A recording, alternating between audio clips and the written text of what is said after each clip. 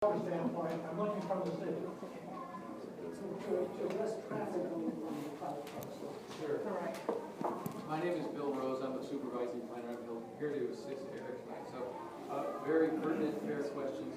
Part of our study, as Eric mentioned, is to do environmental analysis.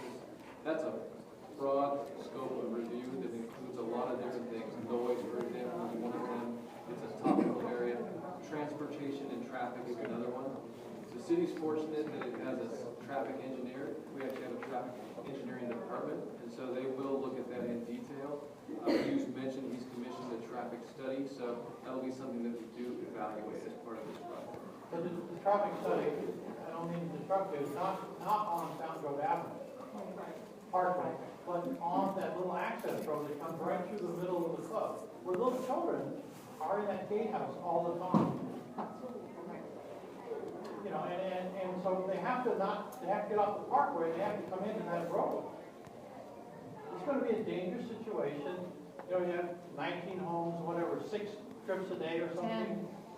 10. I don't know what's the average.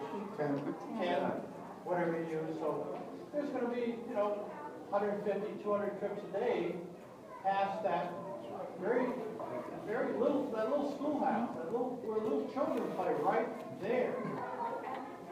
So your point's well taken. The city does have an obligation to review that and for safety purposes, to independently review that, to present our findings, the staff's findings and recommendations to the decision makers, which, as you mentioned, is the planning commission.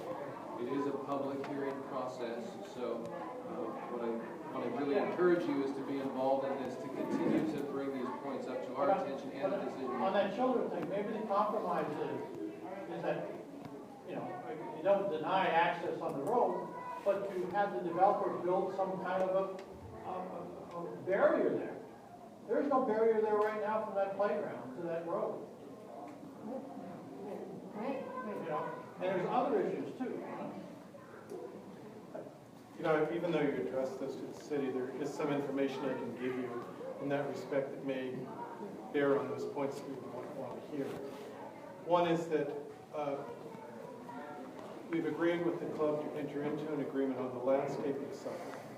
It should be a formal agreement as to what that landscaping is going to look like and feel like. My intention has been to incorporate that landscaping requirement as part of the homeowner association documents as well. So they will go through that process, and the maintenance of the landscaping will be part of the homeowner's dues. And I can't speak to how the city might choose to enforce any of that, but I can tell you that to the degree I can, I am trying to bind ourselves to third parties to deal with that issue. And on the issue of safety, believe me, I'm concerned about that, and I'm happy to discuss further those issues with you, with club members, and with anybody to ensure that nothing bad ever happens to anybody. But again, I don't think you're a bad guy, you. And I'm not, you know, but it's really the city. Our elected officials who hire the city planners are the people that are charged with looking out for us. You're charged with looking out for your stockholders and yourself. And, you know, again, you're not a bad guy, but I'd like the city to take it up. Understood. Let's see, who was, I think that gentleman there was. In your homeowners association, do you have any indication of the maintenance of the road that is on the property of Fountaingrove Golf and Country Club, or Golf and Athletic Club? Is there anything in your homeowners association that states that they'll maintain or repair or assist in repair for using that road? The common access. Yes. The answer is yes. That will be in the association documents. But more than that, it is part of the agreement we already have with the club, in which our proportional use based on number of trips, the cost of maintenance of that, really essentially forever, will be allocated between the two parties. Okay. Okay. Yes. Okay. First of all, for Eric and Bill, while our board of directors took the neutral position, those are 9 members that supposedly represent us, but they don't represent all of us. So that's something I want to state right now. Because, you know, you can say, well, the board of directors took a neutral position. Don't think that they're representing all of us, because they're not. I have concerns as a member of Fountaingrove Golf and Athletic Club and its financial stability during all this. And I'm also a resident of Fountaingrove. And so I have traffic concerns and fire concerns. And anyone that lives up there in Fountaingrove on any of the side streets knows how difficult it is to cross into Fountaingrove Parkway. You take your life in your hands. Nobody does the 35-mile-an-hour speed limit. I don't think that we need more development. I particularly don't think we need the 10 units, and I told you that at the meeting at the club. E and F, maybe, but not A through D. Exactly, yes. Yes, sir. Just a little question. When you say the homeowners will be members of the club, that's the athletic club. Correct. Yes. And I guess they can decide whether they want to be individual members or husband-wife members or family members. They have to have some membership or is it a special membership? It's not a special membership, and if I may, I'd like, I don't remember the details of the membership. Can you repeat the question? What kind of membership are the residents required to have in the family membership. Couples membership. Excuse me. The athletic Get club. that taller time when I'll swallow. Couples membership of the athletic club. But couples membership, the couples membership rate, whatever that is, will be collected by the homeowner association from all of the residents, or all the units, I guess I should say, in perpetuity, and then paid to the club. We anticipate, I suspect that there might be some golf members that manure or accrue out of this residency, since it's handy. The club has the ability to bill them for the difference between whatever it is between the golf membership rate and the athletic couples membership. I asked partly on account of the smallest unit is like 3 bedrooms, 2 bathrooms. So it's, I would expect that families are going to move in with children, either adult children or school-age children. And so I don't know the family. All the adults. Yeah. Well, if I may, I mean, if there's other family members that want to use the club, they'll have to upgrade their membership. I mean, I think that's the answer. Sure. Does that help? Okay. Yeah. The other question I had was about parking, because they're in guest parking in particular. So, I mean, even with 3 bedrooms, 2 bathrooms, I mean, 3 bedrooms, you potentially could have 6 people living there, 2 in a bedroom,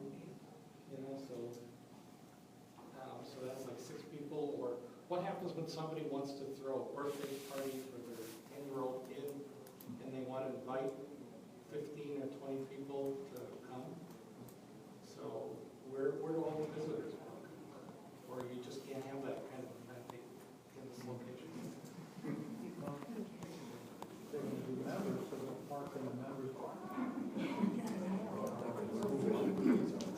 Yeah, but who's gonna? I think the best way that I can respond to this, we have more parking than the city requires. We all know that when parties happen in places, sometimes you get a lot of parking up a block or 2.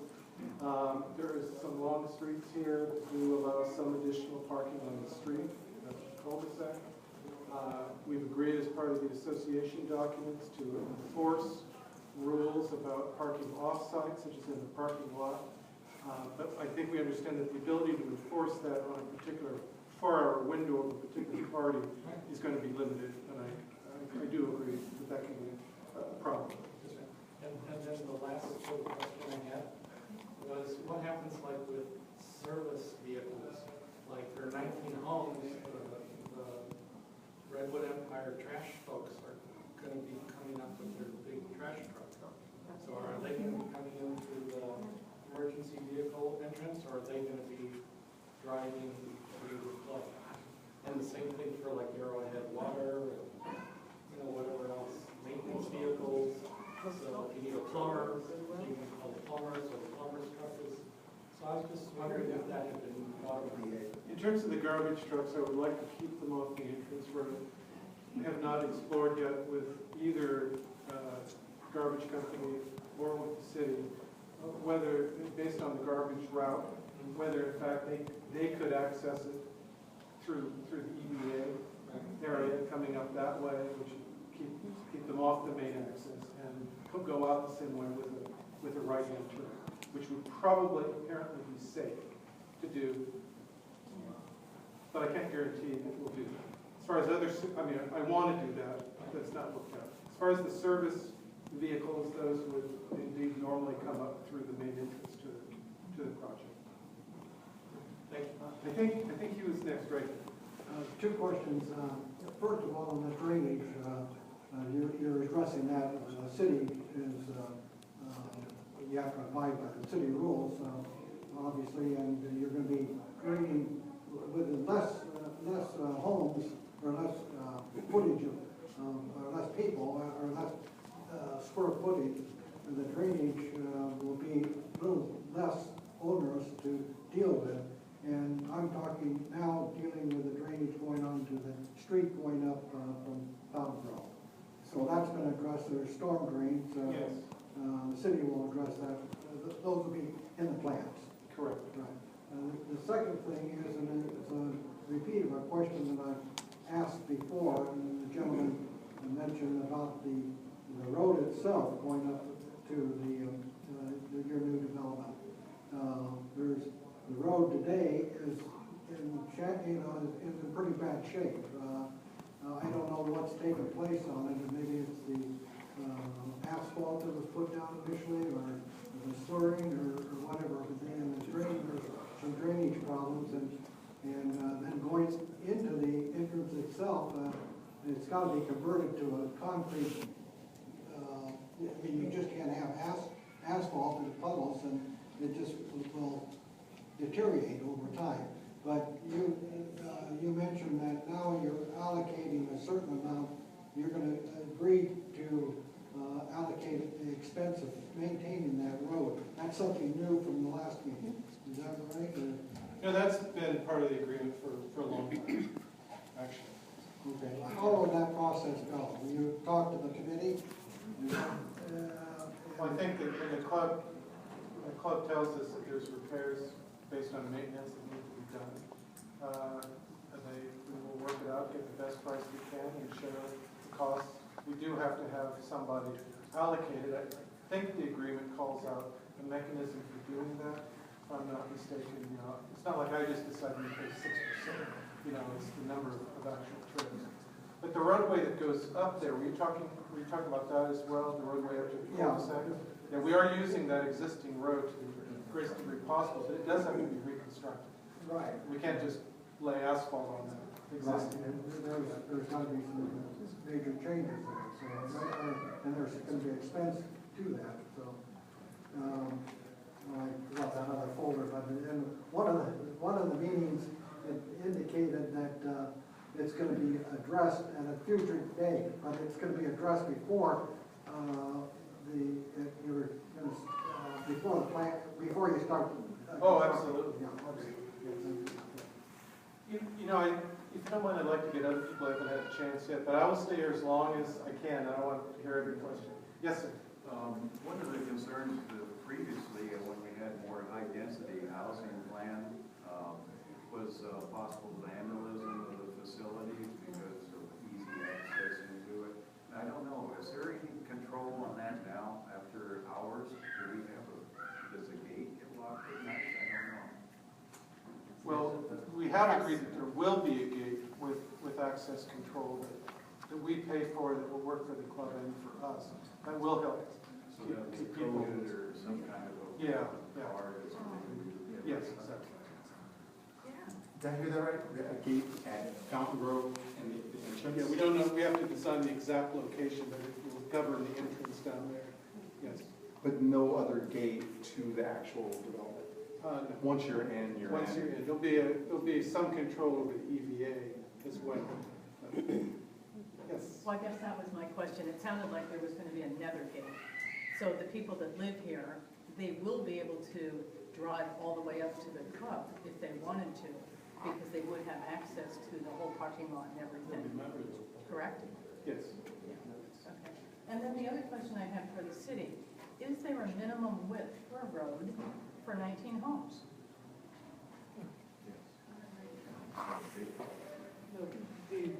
The public works rules does have standards. So do you know what those are for 19 homes?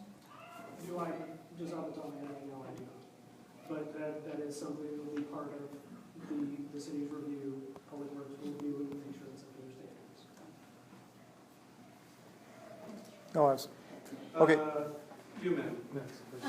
I probably have sort of a bit of a twisted view on this from a club member. I'm on the board of the Fountaingrove 2 Open Space Maintenance Association.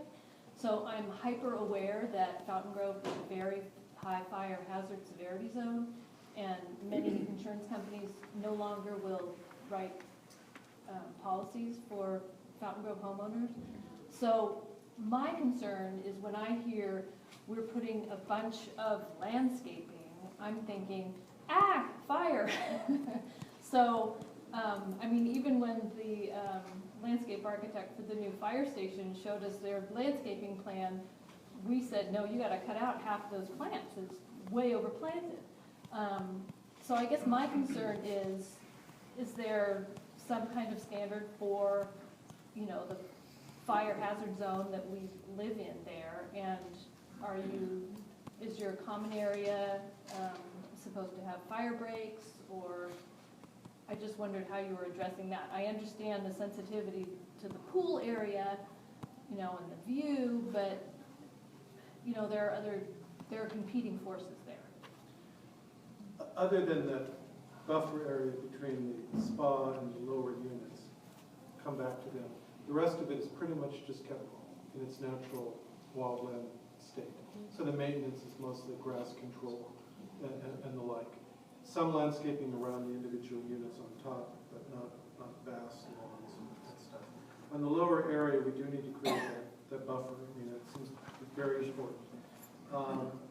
But we will make sure that good fire suppression practices in terms of access. You've got access two ways, going in there, a fire. Well, but you know, okay, fine for those people to get out. I want them to get out. Yeah. But what about my neighborhood?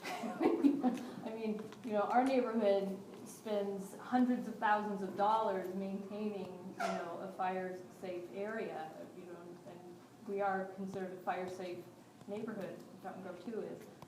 But you know, we're not as safe as we could be if our neighbors aren't practicing the same safety. Do you know what I'm saying? I am, and I think that I may be able to learn something from Fountaingrove too, and look forward to can't. learning more Bill about Rose will tell you, your you can't. practices.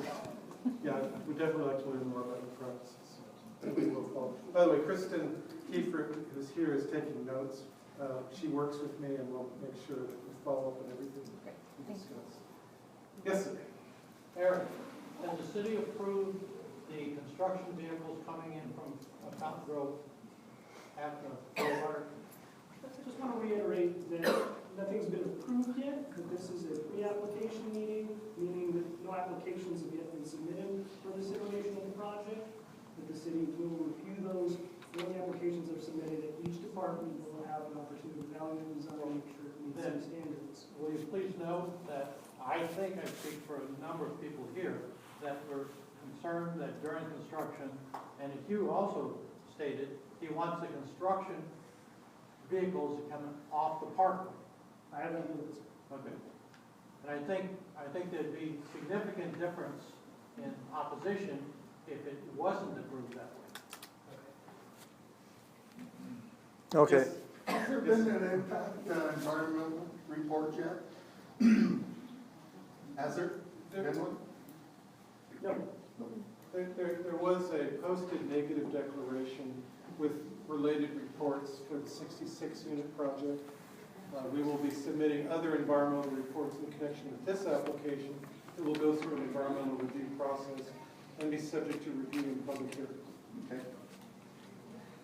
Okay, so, and this is more toward the city. As soon as you're ready, Eric, is the financial viability that Linda alluded to with the club is tenuous. Our membership is not nearly what we would want it to be. We'd like it to be much higher. So our viability is also tenuous, and this puts a strain on the viability of our club. And it's an important component of the community. It would be a shame that a developer would impale something that is important to the community.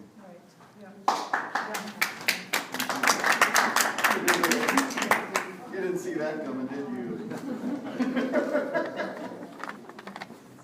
I think following up on that comment,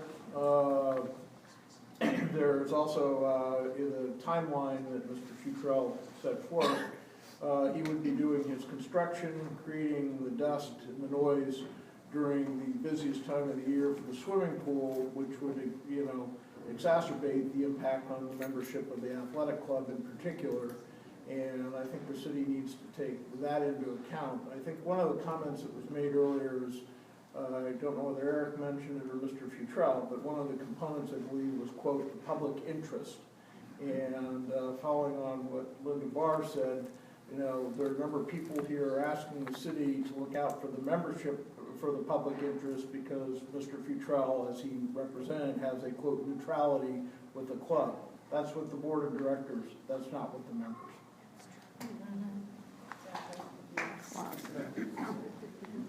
Something else for the city to consider too, bringing up the tenuous situation financially with the club, and we're moving in a good direction, but it's also a moneymaker to have weddings and outdoor parties, and the impact, nobody in their right mind would rent a facility where the tractors and the dust and the dirt and the noise are the view of the wedding party. So That impacts. you're wiping out an entire wedding season and any outdoor parties, anniversary parties, or whatever else besides. Having heard athletic club members say, well, if that goes through, I'm a swimmer, I quit, and then there's plenty of other opportunities to join athletic clubs in the area, so I'll think about it when it's finished, whether or not I choose to come back. And I heard that from a number of people at the athletic club.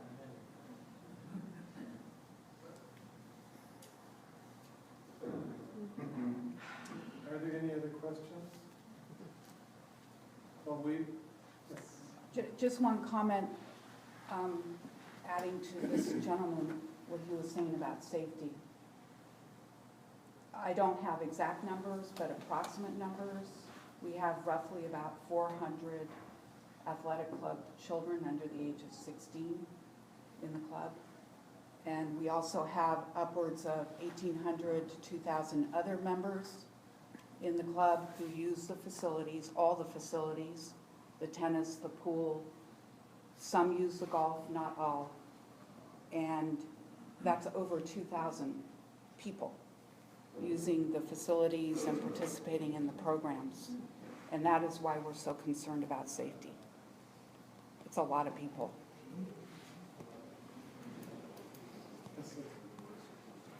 Are there any rules, I guess, that would be in the CC&Rs about those residents' access to the entire facility after hours? I mean, there are really nice greens that could easily be destroyed, really nice fairways that can easily be destroyed by wayward, teens looking to have some fun. Great skateboard ramps. on Great the park path. skateboarding and biking and all that kind of stuff on a very, very nice golf course. My golf game sucks as it is. I would rather not have to deal with tire tread from someone's bicycle. It does, my game is terrible. We've heard You know, I hadn't really thought about language like that in the association documents. There ought to be, and I would like to think more about other ways we might be able to discourage that from the residents. Well, with that, would you consider putting a gate past the entrance road? Well, So having two gates? Yeah, I'm not sure it solves the problem because people have to access the first gate. Right, And- but then the second one, But then you you know, have to after walk a certain around the point, gate. when the golf course closes. Kids But will they're find a way to vehicles. get, my kids will find a way to get around the gate. Yeah. I can say I'm listening to those issues and want to reflect more. Just quickly interject and remind everyone we're coming up on 7 o'clock. The notes included my contact information as well as Hugh Futrell. If you don't have an opportunity to provide your comments tonight, you can certainly provide them to me in writing. Yeah, and I would, I see at least two more questions maybe, or at least. Just one question, Yeah. please. Is any of this on the internet? I guess not, but if it is, Is any of it on the internet? yes. Not at this time, but Okay, we and can as soon post as it on it our is website after we submit it. And thank you, that's a very good suggestion. How, do you want us to see him? I would also add that as far as emailing me, calling me, when you come in and talk more, any of those things, I am open to that, Kristen's open to that. Anything that occurs to you, just let us know and we'll take the time to hear more from you, any ideas you've got. I think the most significant issue brought up right now is safety, the safety of those kids and the amount of kids that come across. And we gotta clean our own house. I mean, half the people never stop at that stop sign coming down from the club, right before the tennis courts there. Right. I've seen kids coming out and we've got to have better traffic control, and it certainly emphasizes the Have a need. nice speed bump right there, a stop sign on the entrance. Yeah, I mean, maybe we might even have to have the guy out there with a stop sign like you do at crosswalks when school gets. Well, you could have a gate that goes up and down. Yeah, here to pay for it, so. Thank you. Thank you all very much.